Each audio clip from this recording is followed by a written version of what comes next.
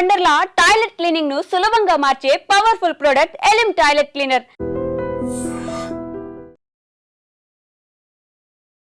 పెద్దన్న దేశం అమెరికాలో అక్రమ వలసదారులను అడ్డుకునేందుకు అక్కడి అధికారులు వ్యవహరిస్తున్న తీవ్ర విమర్శలకు తావిస్తోంది. ప్రపంచ దేశాలనే కలవరపాటుకు గురి చేస్తుందని చెప్పొచ్చు. ఒకప్పుడు ఒక డ్రీమ్ కంట్రీ, కలల దేశంగా ప్రతి ఒక్కరికి ఒక గ్రేట్ హోప్ క్రియేట్ చేసినటువంటి అమెరికాలో ఇప్పుడు అక్కడ అధికారులు కఠినంగా వ్యవహరిస్తున్న తీరు అందరినీ ఆశ్చర్యానికి గురి చేస్తోంది. మరొక వైపు ఇంత పెద్ద ఎత్తున ఒక డెమోక్రటిక్ కంట్రీలో మానవ హక్కుల ఉల్లంఘన జరుగుతోందంటూ సోషల్ మీడియాలో అక్కడికి సంబంధించినటువంటి అక్కడ అధికారులు అక్రమ వలసదారులను ట్రీట్ చేస్తున్నటువంటి విధానం, ఆ తీరుకు సంబంధించినటువంటి వీడియోలు ఇప్పుడు సోషల్ మీడియాలో వేదికగా మారుతూ అలాగే ప్రతి ఒక్కరిని కూడా ఒక ఆవేదనకు, ఆందోళనకు గురి చేస్తున్నటువంటి పరిస్థితులు.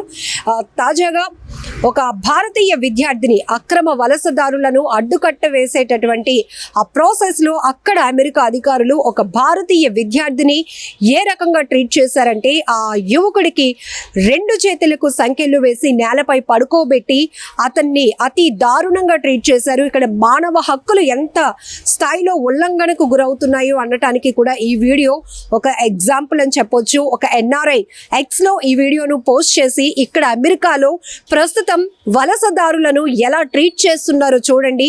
ప్రస్తుతం ప్రతి ఒక్కరూ కూడా ఒక ఆవేదన, ఆందోళనలో పడాల్సినటువంటి పరిస్థితులు నెలకొన్నాయి అంటూ కూడా ఆయన ట్వీట్ చేశారు, పోస్ట్ చేశారు Xలో. అయితే ఇదే కాదు, సో అక్రమంగా వలసదారులు ఎవరైతే ఉన్నారో వివిధ ఉపాధి పనుల నిమిత్తం కావచ్చు, బాగా చదువుకోవాలని ఏజెంట్ల ద్వారా అప్రోచ్ అయ్యి లేకపోతే అక్కడికి వెళ్ళిన తర్వాత వీసా టైం అయిపోయిన తర్వాత తిరిగి వెనక్కి రాలేని ఇలా రకరకాల పరిస్థితుల్లో అక్కడికి వెళ్ళి ఉండిపోయిన వారు, అంటే అక్రమ వలసదారులను వెనక్కి పంపించాలి అనే ఒక లక్ష్యంగా అయితే అమెరికా ఒక పాలసీని పెట్టుకుంది. దీంతో అక్కడి అధికారులు వలసదారులను పంపించడం అనేది తప్పేమీ కాదు. కాకపోతే అంటే అక్కడ స్థానిక ప్రజలకు ఎన్నికల హామీల్లో ఇచ్చినటువంటి హామీ ఏదైతే ఉందో, ఇక్కడ వలసదారులను పంపిస్తాం, ఇక్కడున్న వాళ్ళకి పెద్ద ఎత్తున ఉపాధి అవకాశాలు పెంపొందిస్తాం, దేశ భద్రతకు సంబంధించి ఇలా అనేక రకాలుగా ఈ పాలసీని అయితే ఇంప్లిమెంట్ చేస్తున్నారు. అయితే ఇప్పుడు కనీసం వాళ్ళు వెనక్కి పంపిస్తున్నటువంటి వాళ్ళని మనుషులుగా కూడా ట్రీట్ చేయకుండా అతి దారుణంగా యుద్ధ ఖైదీల్ని ఎలా అయితే ట్రీట్ చేస్తారో ఆ రకంగా ట్రీట్ చేయటం. అలాగే గతంలో కూడా మనం చూసాం, అక్రమంగా వలసదారులు ఎవరైతే ఉన్నారో వాళ్ళకి కూడా సంఖ్యలు వేసి విమానాల్లోనికి ఎక్కించి పంపించినటువంటి పరిస్థితులు తీవ్ర దుమారం రేపాయి, పెద్ద ఎత్తున విమర్శలకు తావిచ్చాయి. ఇక్కడ అమెరికా అనేటప్పటికీ అనేక దేశాల నుంచి యువత కావచ్చు, ఉపాధి కోసం పెద్దవాళ్ళు, మహిళలు, ఇలా ఎవరైనా కూడా కుటుంబ సభ్యులతో కూడా అక్కడికి వెళ్ళి సెటిల్ అయిన వాళ్ళు కావచ్చు, ఇలా అనేక రకాలుగా వెళ్ళి అక్కడ ఉండిపోయిన పరిస్థితుల్లో ఇప్పుడు వారందరినీ ఎవరైతే ఒక ప్రాసెస్ లేకుండా అక్కడ ఉన్నారో అలాంటి వలసదారులను గుర్తించి వెనక్కి పంపించేందుకు పెద్ద ఎత్తున ఒక ప్రోగ్రామింగ్ లా పెట్టుకుంది అమెరికా దేశం. అయితే అక్కడ అధికారులు ఈ రకంగా ట్రీట్ చేయటమే ఇప్పుడు పెద్ద ఎత్తున విమర్శలకు తావిస్తోంది. ఈ స్థాయిలో అక్కడ మానవ హక్కులు ఉల్లంఘన, ఒక డెమోక్రటిక్ కంట్రీగా చెప్పుకునే అమెరికాలో ఈ స్థాయిలో అక్కడ అధికారులు మానవ హక్కులను ఉల్లంఘిస్తున్నారు. మనుషుల్ని మనుషుల్లా కాకుండా ఒక నేరస్తుల్ని ట్రీట్ చేసినట్టుగా ట్రీట్ చేసి పంపిస్తున్నారు. సో ఈ దృశ్యాలు ఇప్పుడు ఎవరైతే ఈ బాధితులు ఉన్నారో ఇలాంటి సంఖ్యలు వేయించుకొని అలాగే నేలపై పడుకోబెట్టి అధికారులు విపరీతంగా దారుణంగా ట్రీట్ చేస్తున్నారు. వాళ్ళ కుటుంబ సభ్యులు కావచ్చు, లేకపోతే అమెరికాలో ఇప్పటికే ఉన్న వాళ్ళు కాకపోతే, లేకపోతే అమెరికాకి వెళ్ళాలి అనుకుంటున్న వాళ్ళందరినీ కూడా ఒక కలవరపాటుకు గురి చేస్తుందని చెప్పొచ్చు. ఇక్కడ ఆల్టర్నేటివ్ టు డిటెన్షన్ అంటే ఇప్పటికే వివిధ కారణాలతో అక్కడికి వెళ్ళి వెనక్కి తిరిగి రాలేనటువంటి పరిస్థితుల్లో ఏజెంట్ల చేతుల్లో మోసపోయి ఉన్నవాళ్ళు, లేకపోతే హైయర్ స్టడీస్ కోసం అక్కడికి వెళ్ళి ఇంకా ఉద్యోగాలు చేస్తూ అక్కడ కంటిన్యూ అయిపోతున్న వాళ్ళు, వీసా టైం అయిపోయినా కూడా అక్కడ ఉండిపోయిన వాళ్ళు. సో ఇలాంటి పరిస్థితుల్లో అక్కడ ఉన్న వాళ్ళు అయితే కనుక ఆల్టర్నేటివ్ డిటెన్షన్ ఈ ప్రోగ్రామింగ్ లో వాళ్ళు అప్రోచ్ అవ్వాల్సి ఉంటుంది. సో మా పరిస్థితులు ఇవి, ఇలా వచ్చి మేము ఇక్కడ ఉండిపోయామని. ఆ తర్వాత ఇమిగ్రేషన్ కస్టమ్స్ ఎన్ఫోర్స్మెంట్ వీళ్ళు ICE అనేది ఒక మానిటరింగ్ చేస్తూ ఉంటుంది వీళ్ళ పరిస్థితులు ఏంటి అని.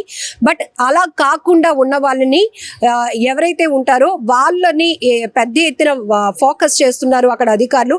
ఇలా ఈ మానిటరింగ్ సిస్టంలోనికి రాకుండా తప్పించుకుంటున్న వాళ్ళని కూడా వాళ్ళు ఫస్ట్ టార్గెట్ గా పెట్టుకుంటున్నారు. అంతేకాదు ఇలా ఆల్టర్నేటివ్ డిటెన్షన్ కింద ఎవరైతే అక్కడ అక్రమ వలసదారులుగా ఉన్నారో వాళ్ళకి టెక్నికల్ గా కూడా వాళ్ళని గుర్తించే పనిలో పడుతున్నారు అక్కడ అధికారులు. అయితే వలసదారులను పంపించటం అనేది ఇక్కడ తప్పు పట్టడం లేదు, కానీ వాళ్ళని పంపిస్తున్నప్పుడు వాళ్ళని ఎలా ట్రీట్ చేస్తున్నారు, చేతులకు సంకెళ్ళు వేసి రెండు చేతులు వెనక్కి విరిచి సంకెళ్ళు వేసి నేలపై పడుకోబెట్టి విమానాల్లో ఎక్కించటం, ఇప్పుడు ఇది పెద్ద ఎత్తున దుమారాన్ని లేపుతోందని చెప్పొచ్చు. ఎందుకంటే ఇక్కడ కన్నా ఇతర దేశాల్లో కన్నా అమెరికాలో ఉపాధి అవకాశాలు కానీ సంపాదన కూడా, అలాగనే ఉన్నతమైన విద్య కావచ్చు, ఇట్లాంటివన్నిటికీ కూడా అది సేఫెస్ట్ కంట్రీగా, చాలా బెటర్ అచీవ్మెంట్, అలాగే మన ఫ్యూచర్ని డిజైన్ చేసుకోవడానికి అదొక డ్రీమ్ కంట్రీగా, ఒక కలల దేశంగా ప్రతి ఒక్కరూ టార్గెట్ పెట్టుకుంటారు. అమెరికా వెళ్ళాలి అనేది చాలా మందికి ఒక పెద్ద డ్రీమ్ ఉంటుంది. అక్కడ సెటిల్ అవ్వాలని, అక్కడ ఉద్యోగం చేసి ఇక్కడ మనకి వేలల్లో వస్తే అక్కడ లక్షల్లో సంపాదించుకోవడానికి అవకాశం ఉంటుందనో, లేకపోతే అక్కడ చదువుకున్న వాళ్ళకి ఎక్కువ వాల్యూ ఉంటుంది, అవకాశాలు ఎక్కువ ఉంటాయనో, ఇలా రకరకాల కారణాలు, ఒకటి కాదు. అక్కడికి వెళ్ళి ఇంకా సెటిల్ అయిపోయిన వాళ్ళు, చదువు కోసం వెళ్ళిన వాళ్ళు ఉద్యోగాలు కూడా అక్కడే చేస్తూ ఫ్యామిలీస్తో పాటు సెటిల్ అయిన వాళ్ళు కూడా మనం చూస్తూ ఉంటాం. అయితే అదంతా ఒక ప్రాసెస్ లేని వాళ్ళు అక్కడ అధికారికంగా కాకుండా అనధికారికంగా ఉంటున్నటువంటి అక్రమ వలసదారులను ఏరివేయటాన్ని ఒక పెద్ద ప్రోగ్రామ్గా పెట్టుకుంది అమెరికా.